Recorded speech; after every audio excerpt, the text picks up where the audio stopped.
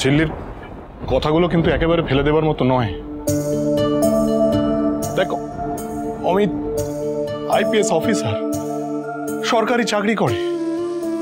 তাছাড়া ওকে আমি যতদিন ধরে দেখছি, ওকে কখনো কোনোদিন আমার খারাপ মনে হয়নি রে। আর তাছাড়া ওর মা তো সত্যি অসুস্থ, বল, তাতে ছেলেটার কোথায় দোষ? হ্যাঁ, তাকে এই ঘটনাটাকে যদি আমরা দূরে সরিয়ে রাখি তাহলে তো বিয়েতে কোনো বাধা থাকে না, তাই না? কোনো বাধা থাকে? একবার তুই রিঙ্কির দিকে তাকা।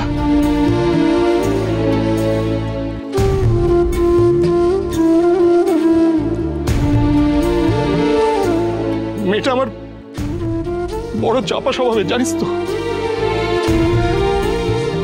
কোনোদিন মুখ ফুটে কিচ্ছু চাইনি, কিন্তু আমি তোর বাবা, আমি ওর মনের কথাটা বুঝতে পারি, বুঝেছিস? ঋষি, শোন না ঋষি, বলছি তোর এই ছোটকা এখন যদি চায়, তুই আর ঝিল্লি মিলে কালকে অমিতের বাড়ি গিয়ে জানিয়ে দে যে আমরা এই বিয়েটা মেনে নিয়েছি, এবং খুব তাড়াতাড়ি আমরা বিয়েটা দিতে চাই, আগামী 2 দিনের মধ্যে। বল না, তোর ছোটকার এই চাওয়াটা বড্ড বেশি চাওয়া হবে ঋষি? চাওয়াটা কি খুব বেশি হবে? বল না। আমাদের তেঁতুল পাতায় তো আমরা সব সিদ্ধান্ত এইভাবে একভাবে নিয়ে, সব সিদ্ধান্ত এক হয়, বল না।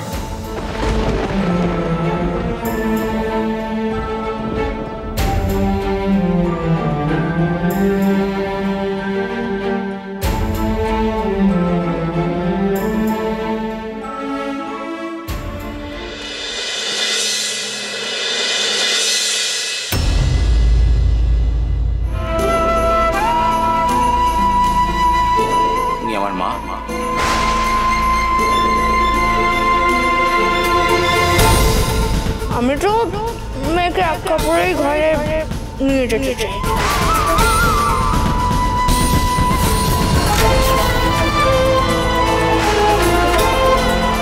কালকে অমিতের বাড়ি গিয়ে জানিয়ে দে যে আমরা এই বিয়েটা মেনে নিয়েছি।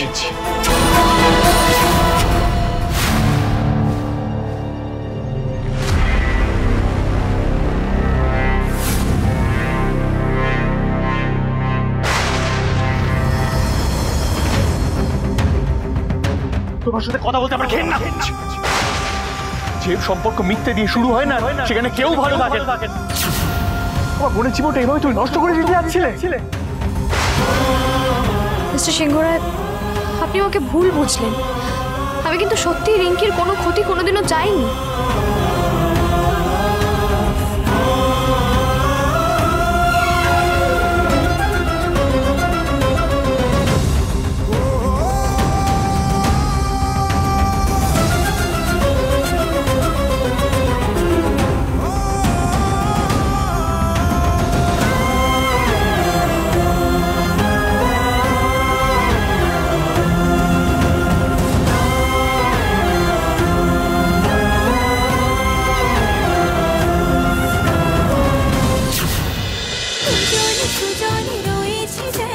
তেঁতুল পাতা সোম থেকে রবি প্রতিদিন সন্ধ্যে 6টায় স্টার জলসায় ও জিও হটস্টারে।